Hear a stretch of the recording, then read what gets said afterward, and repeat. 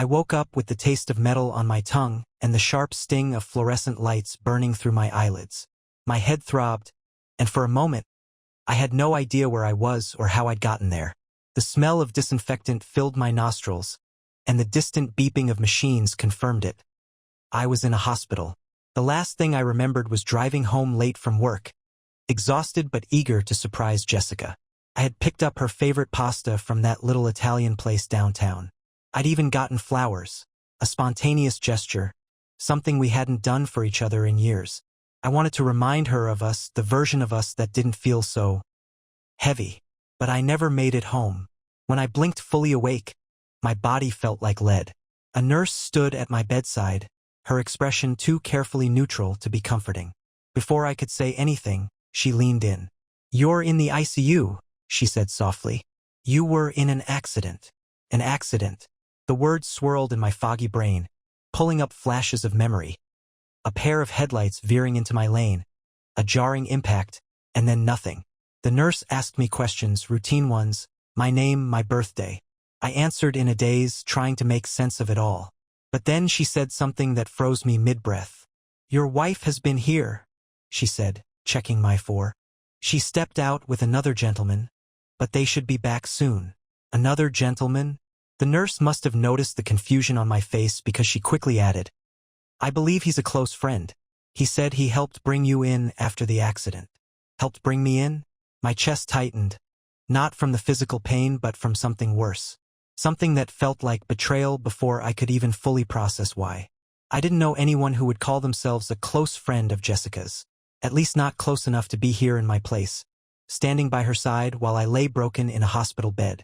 Moments later, the door opened, and there she was, Jessica, looking perfect as ever in a crisp blazer and high heels that clicked sharply against the tiled floor. Her face lit up when she saw me awake, but the relief in her eyes felt forced. Behind her trailed a man I didn't recognize. He was tall, broad-shouldered, with the kind of presence that demanded attention. His shirt was unbuttoned at the collar, and his smile was just a little too casual for the gravity of the situation. "Oh my God! You're awake!" Jessica exclaimed, rushing to my side. She grabbed my hand, her grip firm but unfamiliar, like she was trying too hard to convey emotion. I was so worried. Before I could respond, she gestured to the man behind her. "This is Eric," she said, her voice a touch too bright. He saw the accident and helped get you to the hospital." Eric stepped forward, offering a nod and a tight smile. "Glad to see you're okay, man. It was bad out there." I stared at him, my brain working overtime to fit the pieces together. "You saw the accident?" I asked, my voice hoarse. My throat felt like sandpaper.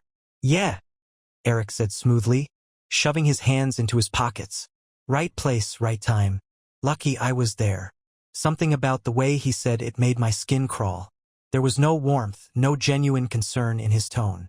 And Jessica's body language, standing just a little too close to him, her arm brushing his as she fidgeted nervously, was all wrong. My instincts screamed at me that there was more to the story, but I was too weak to push yet. "Thank you," I muttered, my eyes narrowing as I studied his face. He didn't look like someone who had just stumbled upon a random accident. He looked invested. Jessica quickly jumped in, her voice a little too loud. "Eric was amazing.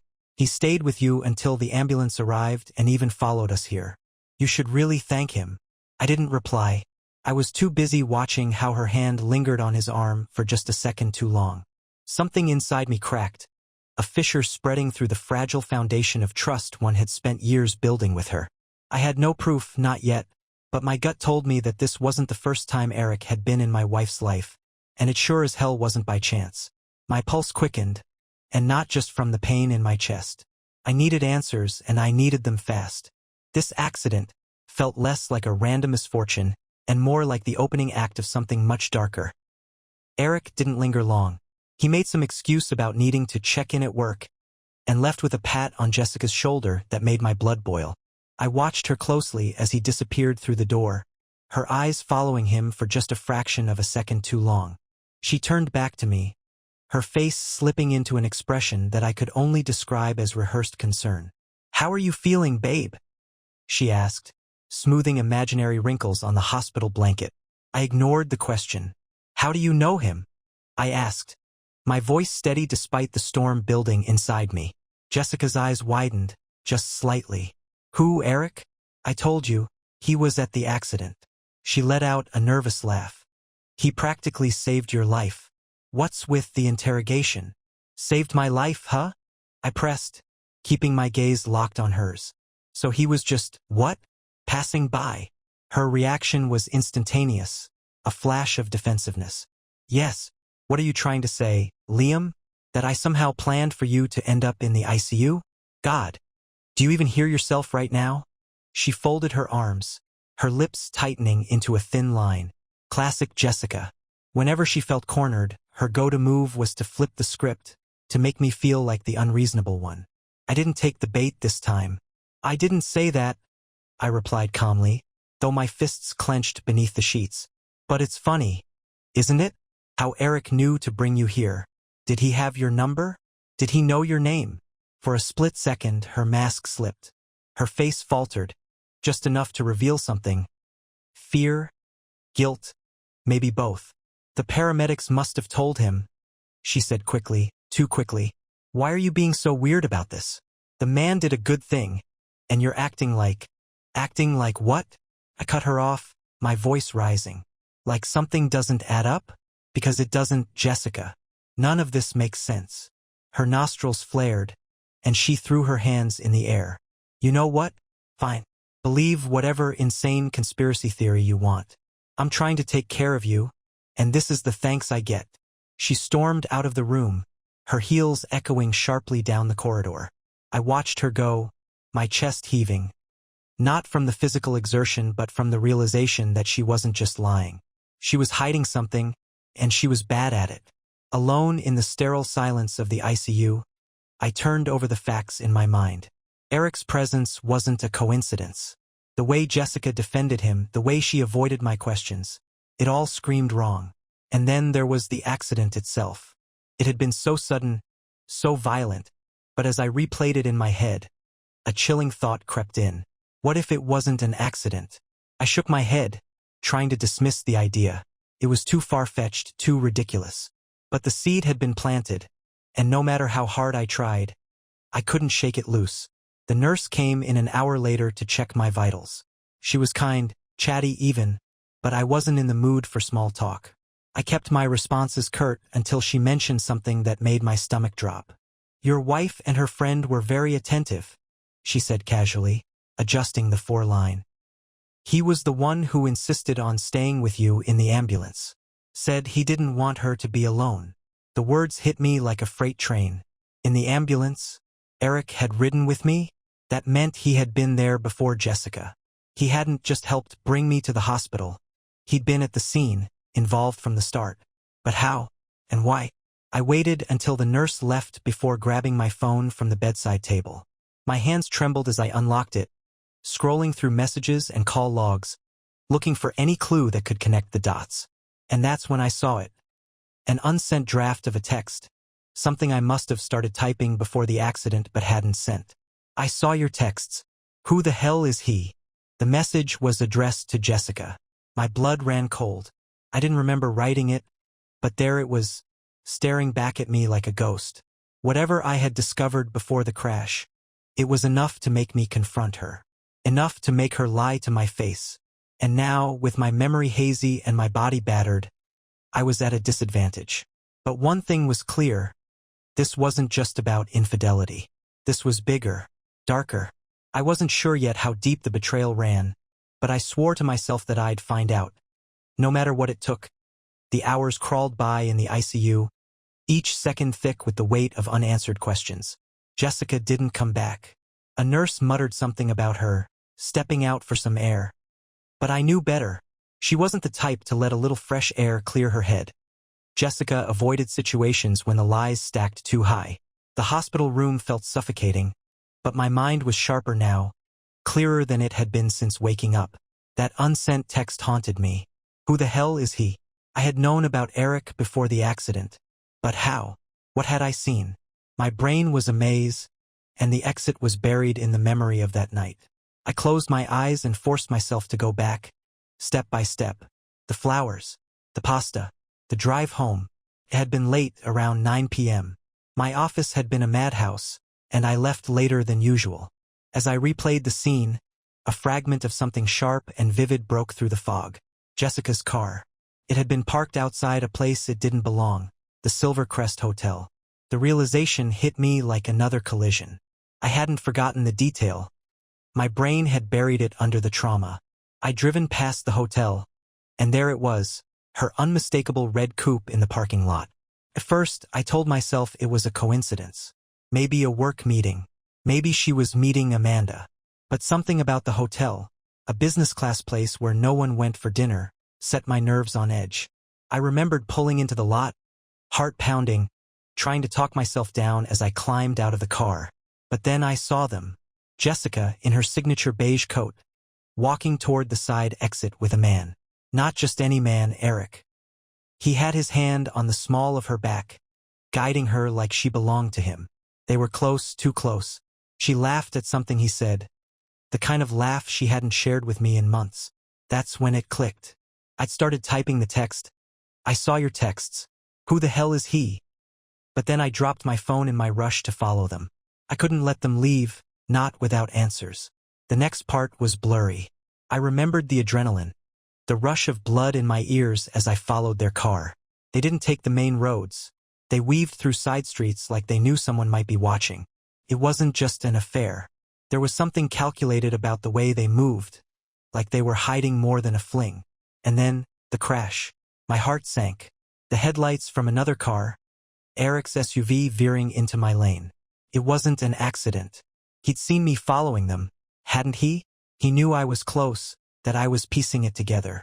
The bastard had run me off the road. I felt a wave of nausea and rage that made the room spin. I had almost died because of them, because of her.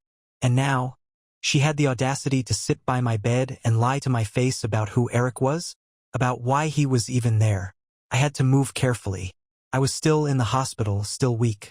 They thought I was clueless, that I didn't remember. But now I had pieces of the truth, enough to start playing the game on my terms. Before I could think of my next step, my phone buzzed on the table beside me. A message. From Jessica. Sorry for storming out earlier. Eric says he'll be back to check on you. He's been such a help through all of this. I'm grabbing a coffee and we'll be back soon. The gall of her. Eric says he'll be back? What the hell did Eric have to do with anything? Why was he hovering over my wife, making decisions about my recovery? My teeth clenched, and my fingers gripped the phone so tightly that my knuckles turned white. I wanted to call her, scream at her, demand answers, but I stopped myself. That's what she expected. That's what they both expected. Jessica and Eric thought they had the upper hand, that they could control the narrative while I lay here helpless. I needed to be smarter. I needed to wait. Let them hang themselves with their lies. The nurse came in again, asking if I needed anything, and I seized the opportunity. Do you have my discharge papers yet? I asked, trying to keep my tone neutral. She frowned, looking at the chart. You're stable, but the doctor wanted to monitor you another night. Are you in a hurry to leave? I just need to get home, I said quickly. I'll rest better there. She hesitated but promised to check with the attending physician. As she left the room, I stared at my phone, my mind spinning with plans. If Jessica thought she could manipulate me, if Eric thought he could bury me under his smooth lies, they were about to learn just how wrong they were. I wasn't just going to survive this. I was going to end whatever they were hiding, once and for all. Jessica returned before the nurse had time to come back with an update. She walked in holding a coffee cup and wearing an expression of forced calm. The door clicked shut behind her, and for a moment, all I could hear was the faint hum of the machines keeping track of my fragile state. She sat in the chair by my bed, her eyes scanning me carefully. It was like she was searching for signs of what I might remember. The silence stretched uncomfortably until I decided to break it. You've been out a while, I said, my voice low but steady. Where'd you go? She perked up, clearly relieved at the mundane question. Oh, just needed some air. And caffeine. She held up the coffee cup like it was proof of her alibi. I nodded, letting the quiet settle between us again. I wasn't going to let her steer the conversation. She'd slipped once in the parking lot of that hotel, and she'd slip again. I just needed to wait. "So, Eric," I said casually, watching her reaction. Her grip on the coffee cup tightened, just slightly. "Funny how he's been so involved in this. Do you two work together or something?" Jessica laughed, but it came out too sharp, too fast. "No, of course not. I told you he was just there when the accident happened. Honestly, you should be thanking him. If he hadn't been there, who knows what could have happened. Right?" I said, nodding slowly. "But isn't it strange? I mean, he's not a paramedic or a cop, and yet he's always around." Her eyes narrowed, and she shifted uncomfortably. "What are you trying to say, Liam?"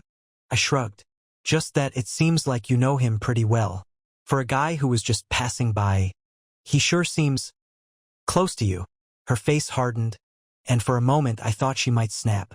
Instead, she leaned back in the chair, crossing her legs like she was trying to regain control of the situation. "I don't know what you're insinuating," she said evenly. "But you've been through a trauma. Maybe you're overthinking things." "Maybe." I smiled, but it didn't reach my eyes. "Or maybe I'm remembering things." Her composure faltered, just for a second. "Remembering?" she echoed, her voice slightly strained. "Yeah," I said, watching her intently. "Like the hotel. The Silver Crest. You know, the one where your car was parked the night of the accident." Her face drained of color, and she opened her mouth to respond, but no words came out. She was caught, and we both knew it. "You want to explain that?" I asked, my tone cold now. "Or should I just keep guessing?" Jessica blinked rapidly, scrambling for an answer. I was meeting Amanda," she stammered. "We had drinks after work. It's not what you think." "Oh, Amanda." I tilted my head. "Funny. Because I saw you walking out with Eric." Her mouth snapped shut.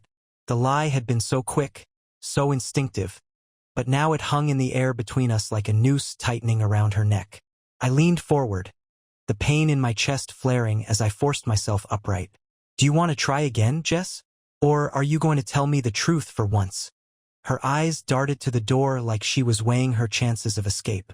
When she realized there was no easy way out, she let out an exasperated sigh. "Okay, fine. Yes, I met Eric there. But it wasn't what you think." "Oh, really?" I said, my voice rising.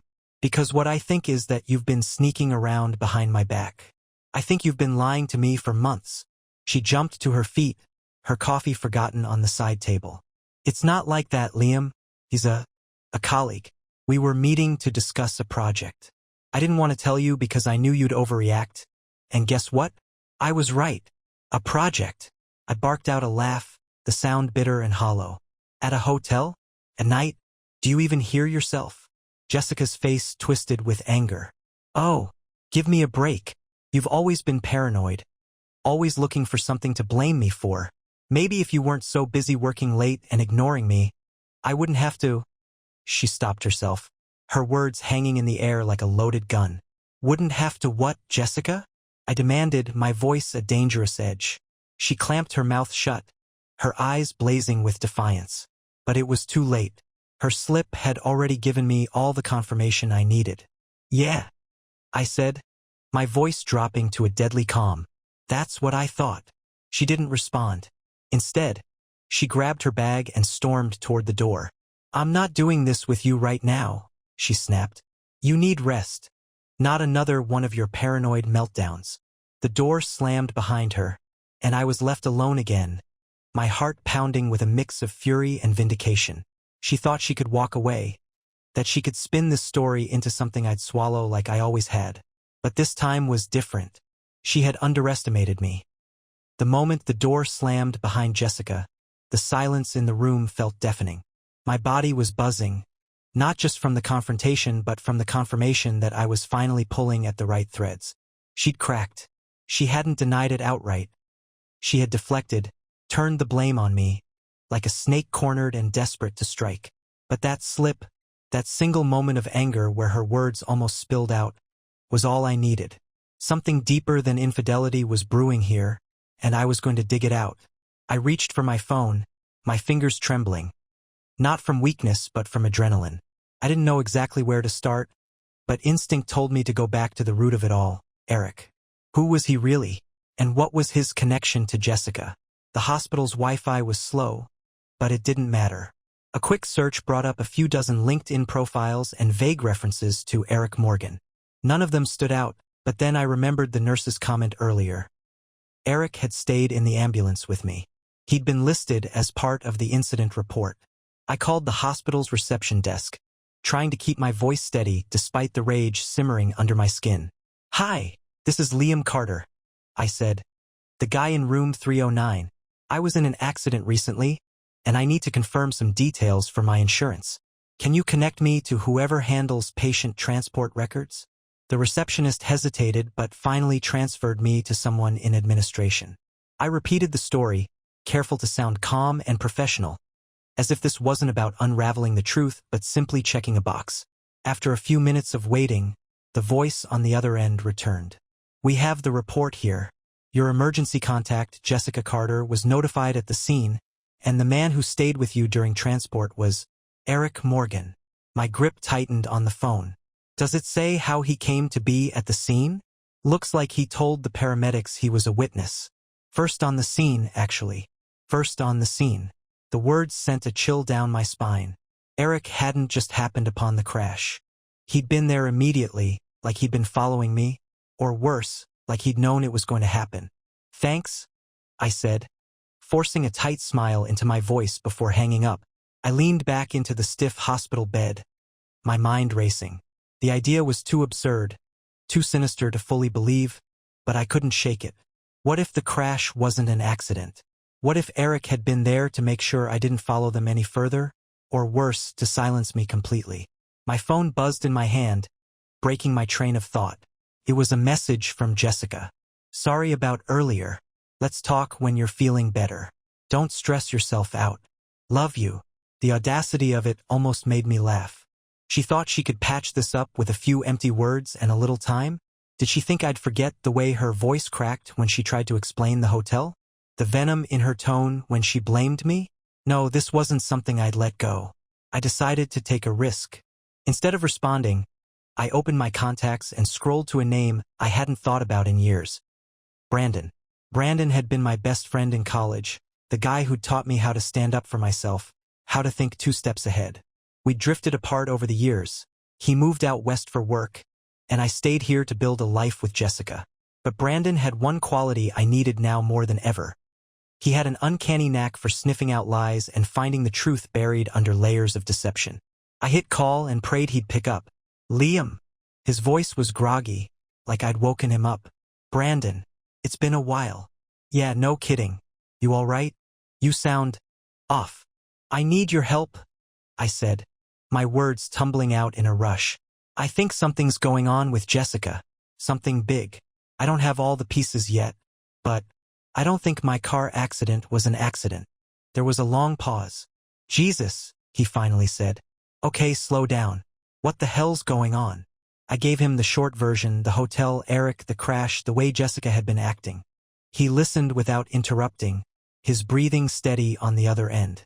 "All right," he said when I finished. "You're not crazy, Liam. If even half of what you're saying is true, something's definitely going on. You need to get out of that hospital and get ahead of this before they can pull anything else." "I already asked about discharge papers," I said. "I'll be out of here tomorrow at the latest." "Good. Until then, lay low. Don't let her know you're onto her. And Liam? Yeah. Send me everything you've got on this Eric guy. I'll see what I can dig up." I hung up feeling a flicker of hope for the first time in days. Brandon was relentless when it came to digging up dirt. If there was something to find, he'd find it. The door opened, and Jessica walked back in, her heels clicking softly against the tile. Her face was composed, a picture of calm and concern, but I saw through it now. "Hey," she said, her voice sugary sweet. "Feeling any better?" I forced a smile. "Much better. Thanks." She sat by the bed again, her eyes scanning me, and I could almost see the gears turning in her head. She thought I was pacified, clueless. But I wasn't her pawn anymore. I was the one watching now, waiting for her next move. And I wasn't going to miss a thing. I stayed quiet as Jessica settled back into the chair next to my hospital bed. She crossed her legs and pulled out her phone, scrolling through her screen like nothing had happened. Her composure was almost admirable. Almost. The room felt suffocating with her in it, the walls seeming to close in. I focused on the steady beep of the heart monitor, using it as a metronome to keep myself calm. I needed to play this smart. I couldn't let her know what I'd uncovered. Not yet. You seemed distracted, I said after a long silence. My voice was casual, deliberately light, but her head snapped up like I'd struck a nerve. Distracted? No, just catching up on emails, she said, forcing a small smile. Why? Just wondering, I said, leaning back against the pillows. You've been on edge lately. You stormed out earlier. Is there something you're not telling me? Her smile faltered for just a fraction of a second before she recovered. Oh my God, Liam, are we seriously doing this again? I told you Eric and I have a project. I cut in, my tone sharper now. Yeah, I remember. Convenient, though, that the project just happened to take you to a hotel. And that you just happened to be meeting him the night I ended up in a ditch. Her jaw tightened, and I saw her shoulders stiffen. I don't like what you're implying. Neither do I said, staring her down. So how about you stop dodging my questions and start giving me some real answers? Jessica set her phone down, her fingers gripping the armrests of the chair. You're being paranoid, she snapped. Do you have any idea what it's been like for me these past few days? I've been worried sick about you. And instead of being grateful, you're throwing around accusations like, I saw your emails. I interrupted, my voice cold as ice. The blood drained from her face. She froze, her mouth opening and closing like a fish gasping for air. For once, she didn't have a quick retort or a deflection ready. What emails? She stammered, her voice barely above a whisper.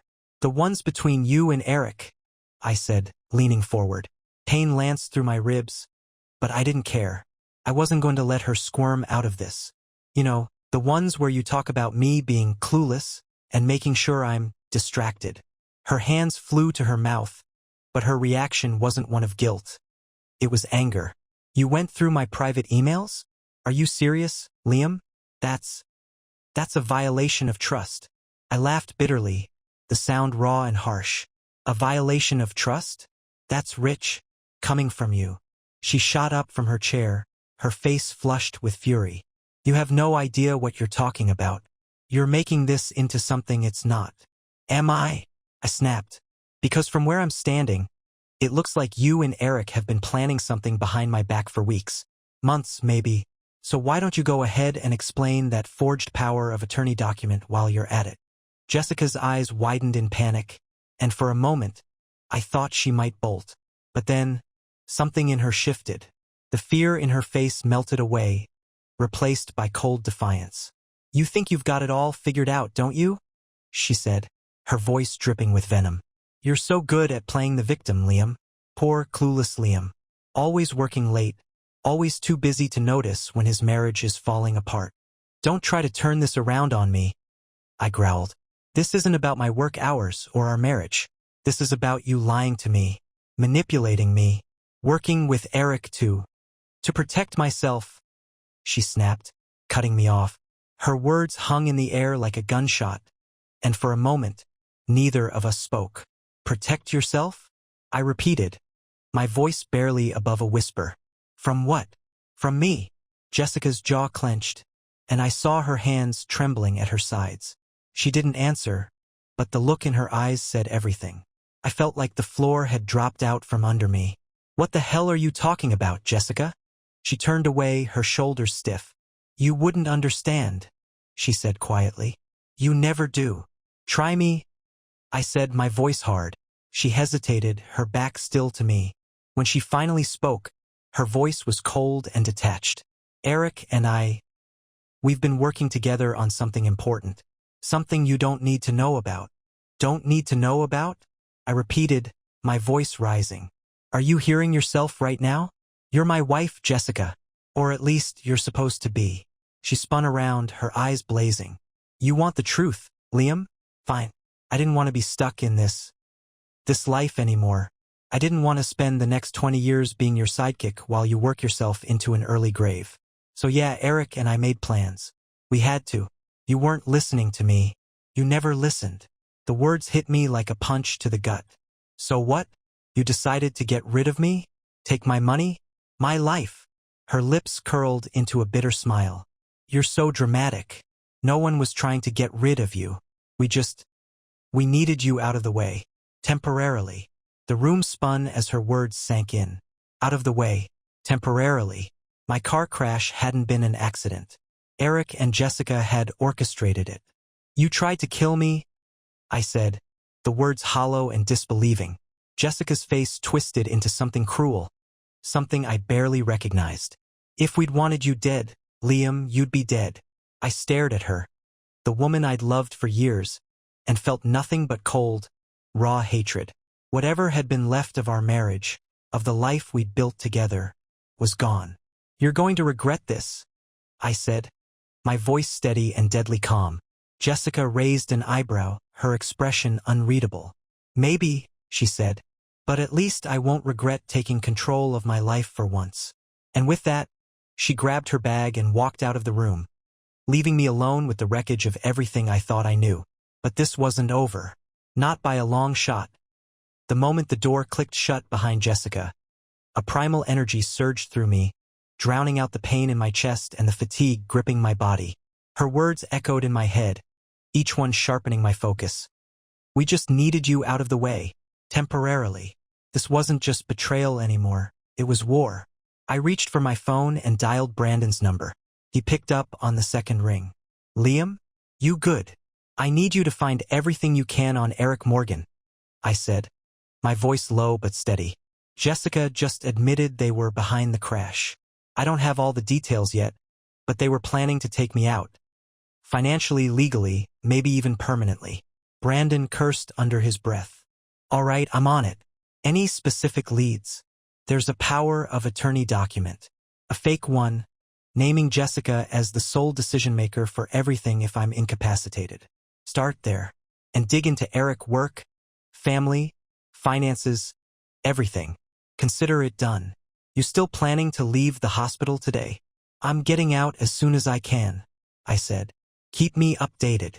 I hung up, my hands trembling. Not with fear, but with the sheer adrenaline of knowing I was finally taking back control. Jessica thought she'd won, thought she'd walked out of this room the victor. But she had no idea what was coming. Discharge took longer than I wanted. The nurse insisted on going over every instruction with painstaking detail, but my mind was elsewhere, piecing together the fragments of Jessica's lies. By the time I finally stepped out of the hospital, the sun was dipping low on the horizon. I called for a ride home, my ribs protesting every step as I climbed into the car. The driver didn't make small talk, and I was grateful. I needed the silence to plan my next moves.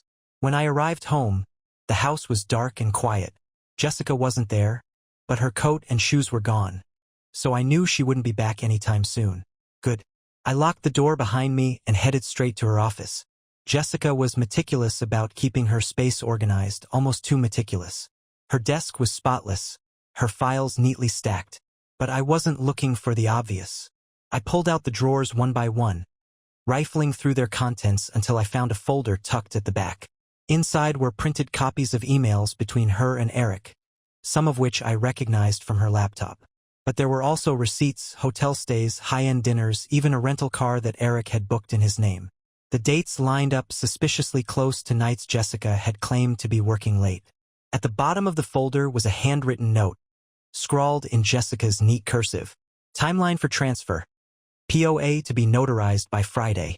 Financial accounts to be merged by the end of the month. Eric to oversee execution. I stared at the note, the rage inside me boiling over. Execution. The word felt deliberate, sinister, like a final nail in the coffin they'd planned for me. My phone buzzed, snapping me out of my thoughts. It was Brandon.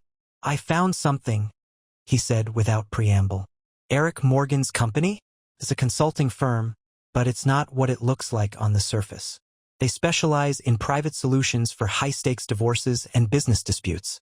Basically, they help people screw over their spouses or partners while keeping their hands clean. That explains a lot, I muttered. Wait, it gets worse, Brandon said grimly. Eric's had legal trouble before, Allegations of coercion, fraud, even blackmail. Nothing stuck because his clients always vouched for him. Guess who one of those clients was? I didn't have to guess. Jessica. Bingo, Brandon confirmed. She hired him last year, right around the time you said things started getting off between you two. A cold realization settled over me. Jessica hadn't just stumbled into an affair with Eric. She'd hired him. He was a professional, someone she'd brought in to dismantle my life piece by piece. They've been planning this for over a year, I said, my voice barely above a whisper. Looks like it, Brandon said. What's your next move? I took a deep breath, the beginnings of a plan forming in my mind. They think I'm still playing defense, I said, but that's about to change. Over the next few hours, I worked methodically, fueled by a mixture of rage and determination. I copied the documents I'd found in Jessica's office and backed up the emails to a secure drive. Every piece of evidence was another weapon in my arsenal. I also made calls, first to a private investigator, then to my lawyer. Both of them were on board within minutes, their professionalism barely masking their intrigue at the unfolding drama. Do nothing until I say, my lawyer advised. If they think you're onto them, they might try to speed things up. That was fine by me. Let them think they had me cornered. The trap I was setting would snap shut soon enough. By the time Jessica came home, it was nearly midnight. She walked in with an air of indifference, her heels clicking against the hardwood floor. You're out of the hospital, she said, her tone flat. How are you feeling? Better? I said evenly, watching her carefully. She lingered by the doorway, her eyes scanning me for signs of weakness. When she didn't find any, she shrugged and headed upstairs without another word. I stayed on the couch, my mind spinning. The game was shifting, and she didn't even realize the ground beneath her feet was about to collapse. Tomorrow, everything would change. The next morning, I was up early, running on caffeine and determination. Jessica was still asleep when I left the house, her perfect mask of indifference slipping while she snored softly in the bed we once shared. I grabbed the file of incriminating documents, my laptop and my phone, all carefully packed into my bag. Today wasn't about sitting idle. Today was about action. I drove to Brandon's rented office space in the city, a nondescript building that screamed, "Nobody important works here." He greeted me with his usual smirk, though there was a flicker of concern in his eyes when he saw the state I was in. "You look like hell," he said, motioning me to sit. "Feel worse," I muttered. "But I'm not here to rest." Brandon wasted no time. He spread out the information he'd gathered, Eric's background, Jessica's digital footprint, and a few choice tidbits he'd uncovered about their recent activities. "Eric's been funneling cash into an offshore account," Brandon explained, pointing to a printout of bank transfers. "Looks like Jessica's been making deposits, too. Smaller amounts to keep it under the radar, but it adds up. They're stashing money for the next step," I said grimly. "Exactly," Brandon confirmed. "Once they've bled you dry, they'll take off. Together or not, doesn't matter. You'll be left with nothing." I clenched my jaw, feeling the weight of their betrayal settle deeper into my chest. But it wasn't just anger anymore, it was clarity. They thought they'd planned for everything, but they hadn't planned for me fighting back. Over the next several hours, Brandon and I laid the groundwork for what would be the first stage of my counterattack. It started with my lawyer. I sent him copies of every email, every document, and every bank transaction Brandon had uncovered. "We're filing a restraining order," my lawyer said after reviewing the material. "You'll also want to freeze any joint accounts immediately. Once we have the court's approval, we can take steps to nullify the forged power of attorney." "Make it happen," I said. By midday, I was at the bank, cutting off Jessica's access to our accounts. Watching the teller's polite but impassive expression as they deactivated her access was oddly satisfying. It was one less tool she could use against me. That afternoon, I set the real trap. With Brandon's help, I drafted an email to Jessica, one that looked like a legitimate communication from my lawyer. It was carefully worded, just vague enough to suggest I'd discovered a financial discrepancy, but not so explicit as to reveal what I truly knew. The email was bait, designed to provoke her into action. Subject: urgent. Discrepancy found in financial records. From Liam's lawyer, spoofed for anonymity. To Jessica Taylor. Jessica. We have identified an irregularity in the joint accounts belonging to Liam and yourself. Given the sensitive nature of this matter, it's critical that we speak with you directly to clarify your involvement. Please respond at your earliest convenience. I didn't send it immediately. Instead, I waited until I was sure she'd be distracted, around 6 p.m., when she was usually scrolling through Instagram or half-watching TV with a glass of wine. When I finally hit send, my phone buzzed almost instantly. Brandon had set up a trace on her devices, and within minutes, he confirmed she'd opened the email on her laptop. She took the bait, Brandon said, grinning. What's her next move? I asked. Probably panic, he replied. But if she's smart, she'll call Eric. He'll be her first line of defense. And lucky for us, that's exactly what we want. Sure enough, Jessica's behavior shifted almost immediately. I returned home that evening to find her pacing the living room, her phone pressed to her ear. I don't know how they found out, she hissed, not noticing me standing quietly in the doorway. Yes, of course, I deleted everything. No, Eric, I'm not coming over right now. It'll look suspicious. She paused, listening intently. Her voice lowered, but I caught the words, just stick to the plan. Before she hung up, Jessica turned and froze when she saw me. Liam, she said, her voice tightening with false sweetness. I didn't hear you come in. Busy day? I asked, my tone casual. She shrugged, forcing a smile. Just the usual. How was yours? I studied her carefully, watching the way her hands fidgeted, the tension in her jaw. She was unraveling, and she didn't even realize it yet. Productive, I said, matching her fake tone. You seemed busy on the phone just now. Who were you talking to? Her face hardened, but she recovered quickly. Amanda, she lied. She's going through something with her boyfriend. Drama, you know how it is. Right? I said, my smile not reaching my eyes. I know exactly how it is. Jessica stiffened, her eyes darting toward the kitchen. I'm going to grab some wine, she said quickly. Want a glass? No, thanks, I said, my voice flat. I waited until she disappeared into the kitchen before pulling out my phone. Brandon's text flashed on the screen. Call intercepted. Eric is panicking. Wants her to meet him tomorrow. Sending details now. Tomorrow. That was when it would all come crashing down. Jessica and Eric had underestimated me for the last time.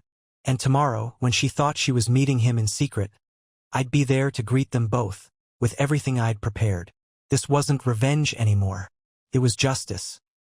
The next morning was eerily calm, the kind of quiet that comes before a storm. Jessica had already left by the time I got up, which wasn't a surprise. She always left early when she had something to hide. Brandon had sent me the details of her meeting with Eric, a discreet cafe tucked into a corner of the city, one of those places where people went when they didn't want to be seen.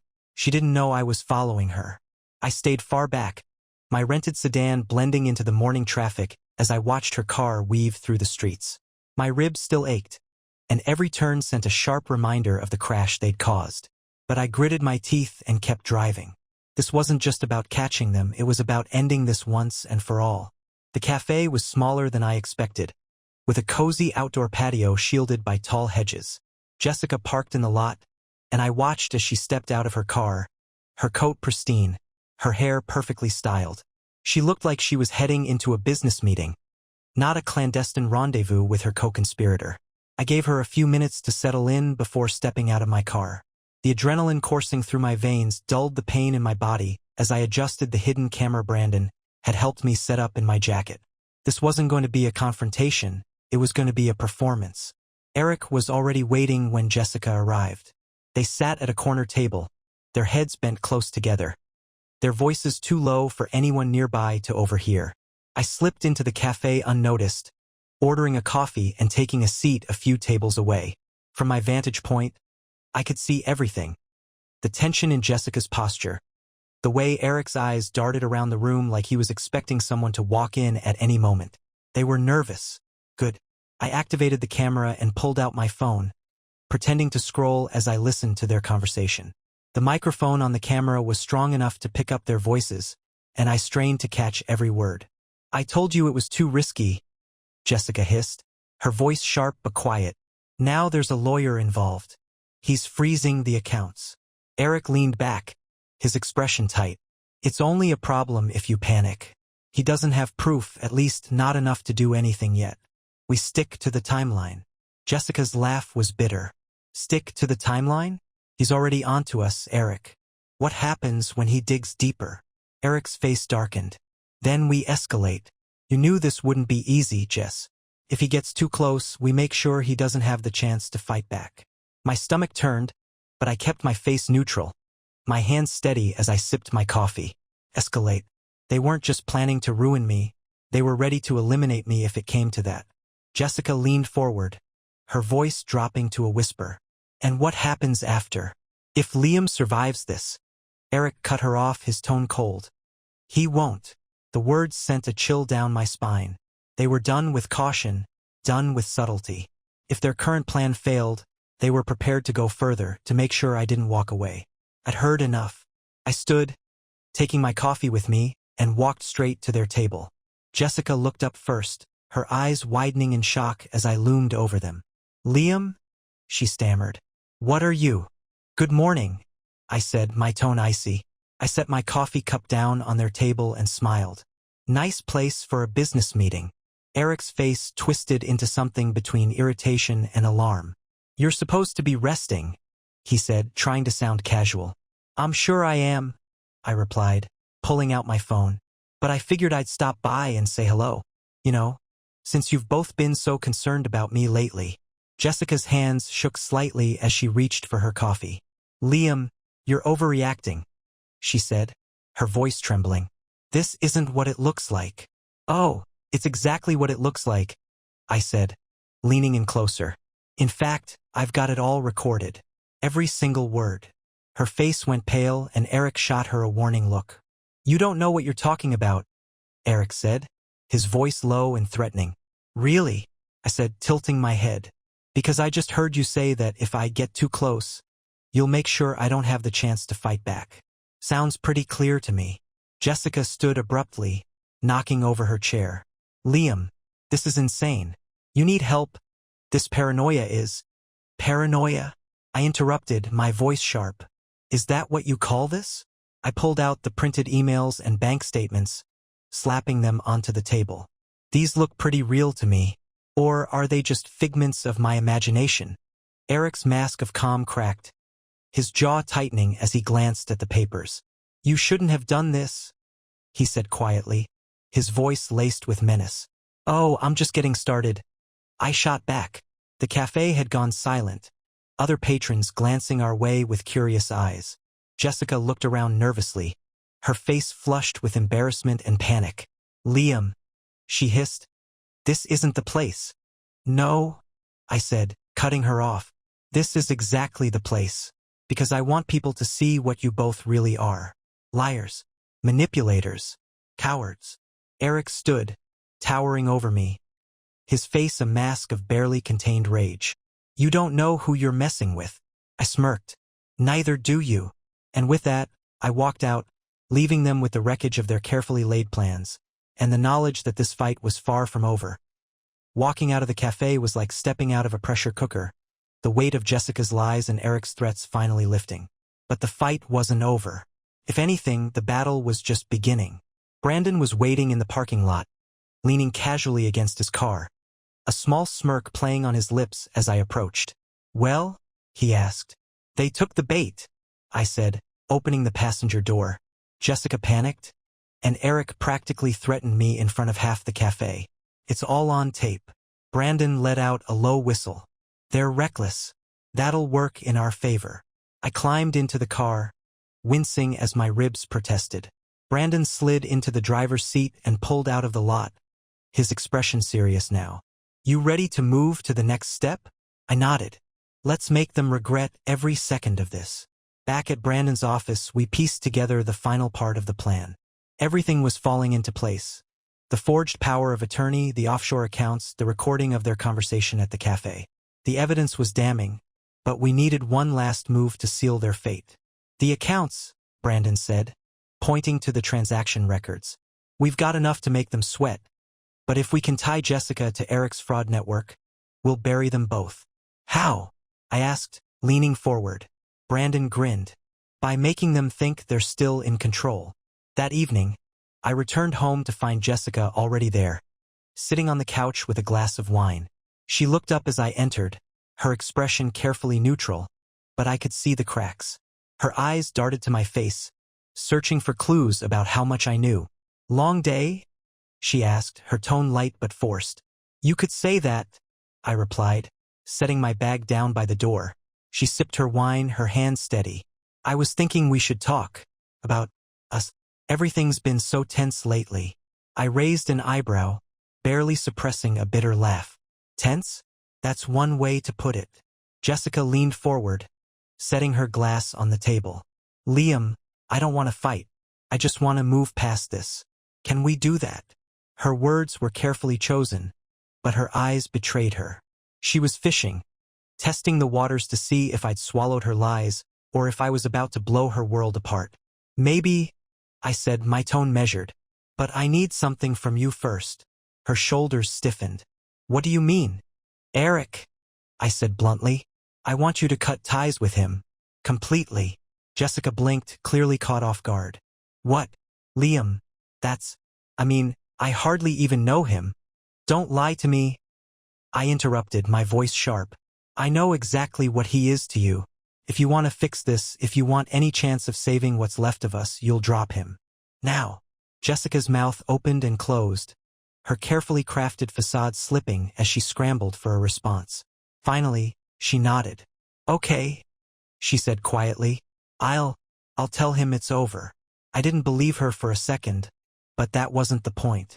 I needed her to think I was still on the hook, still desperate enough to buy into her act. The next day, Brandon and I put the final stage of the plan into motion.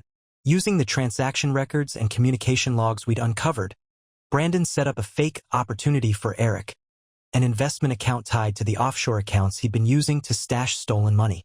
It's risky, Brandon said as we finalized the details. If Eric's as paranoid as he seems, he might not take the bait. He will, I said. He's too greedy not to. Sure enough, within hours of receiving the fake proposal, Eric moved a significant sum into the account, unaware that it was a trap. The moment the money landed, Brandon's contact at the bank flagged the transaction and forwarded it to the authorities. We didn't have to wait long. By evening, Eric's accounts were frozen, and investigators were circling like vultures. I was sitting on the couch when Jessica came home that night, her face pale and drawn. She didn't say anything as she set her purse down, her movements stiff and mechanical. Rough day? I asked, not bothering to hide the amusement in my voice. Jessica glared at me, her composure cracking. What did you do? I leaned back, crossing my arms. What do you mean? Don't play dumb, she snapped. Eric called me. He said his accounts have been frozen, that someone's been digging into his finances. He thinks it's you. I shrugged. Maybe it is. Or maybe he just made too many enemies. Hard to say. Her eyes blazed with fury, but there was something else there, too, fear. For the first time, she realized she wasn't in control anymore. You're going to regret this, she hissed. I stood, stepping closer until I was towering over her. No, Jessica, I said, my voice cold and steady. The only thing I regret is not seeing through you sooner. But don't worry, you'll regret everything soon enough. She opened her mouth to respond, but before she could say a word, my phone buzzed. It was Brandon. It's done, he said simply. I hung up and smiled at Jessica, the weight of her betrayal finally lifting from my shoulders. The trap had closed, and there was no way out for her or Eric now. Jessica stood frozen, her eyes locked on me as if she were trying to decipher what I meant. The moment stretched out, her mask of composure cracking under the weight of the unknown. She wasn't used to being outmaneuvered, not by me, not by anyone. You're bluffing? She said finally, but her voice wavered, betraying the confidence she was trying to project. I leaned against the doorframe, letting her stew in the silence. Am I? I asked, my tone calm but laced with challenge. Why don't you ask Eric? Oh wait, you can't. He's probably too busy explaining his frozen accounts to the authorities. Her lips parted in shock, but she quickly recovered, shaking her head. You're insane, she spat. You think you can just… What? Ruin everything? For what? Because you can't let go of your pathetic insecurities. I took a step closer, my voice dropping to a deadly calm. This isn't about my insecurities, Jessica. This is about you and Eric scheming to destroy me. And guess what? You failed. Her face twisted into a mask of rage. Do you have any idea what you've done? You've ruined everything. That's funny, I said with a smirk. That's exactly what I was going to say to you. Jessica grabbed her phone from the counter, her fingers flying across the screen. I could see her desperation, the frantic need to regain control. She was calling Eric. I knew it before she even put the phone to her ear, but the call didn't connect. Her expression shifted from anger to confusion as she stared at the screen. She tried again and again before finally letting out a frustrated growl. What's wrong, Jess? I asked, feigning concern. Eric not picking up? Her eyes snapped to mine, blazing with fury. What did you do? I let out a short laugh. What did I do? I think the better question is, what did you do? You hired a fraudster to take me down, faked legal documents, siphoned money out of our accounts, and for what? To shack up with Eric and live off my savings. Jessica didn't deny it. Instead, she took a step toward me, her voice low and venomous. You don't understand. You never understood. I was suffocating in this marriage, in this life you forced me into. Eric gave me a way out. A way out, I repeated, my voice rising. So you tried to kill me? To erase me? You didn't want a way out, Jessica. You wanted a shortcut. She flinched, but the defiance in her eyes didn't waver. You were never going to give me what I wanted, she said bitterly. I had no choice. No choice, I said, my voice dripping with disbelief. You had every choice. You could have walked away, Jessica. You could have told me the truth. Instead, you turned into this monster. Her face twisted into a sneer. And what about you, Liam? Always working late, always putting everything else before me. Did you ever stop to think that maybe I deserved more than being a footnote in your life? I felt a flicker of guilt, but it was quickly snuffed out by the mountain of evidence against her. Whatever failings I'd had in our marriage, they didn't justify what she and Eric had done. You're unbelievable, I said quietly. You actually think you're the victim here. Jessica didn't respond, her chest rising and falling with shallow breaths. Her eyes darted toward the door like she was calculating an escape route. But before she could make a move, my phone buzzed. I glanced at the screen and smiled. It's for you, I said, holding the phone out toward her. Her brow furrowed in confusion, but when she saw the name on the screen, Detective Harris, the color drained from her face. Jessica Taylor, I said, my voice steady. Meet the consequences of your actions. She didn't take the phone. Instead, she backed away, her hands trembling. You wouldn't, she whispered. Wouldn't what? I asked, taking a step closer. Wouldn't hand over everything I found? The emails, the forged documents, the bank transfers? Oh, Jessica, I already did.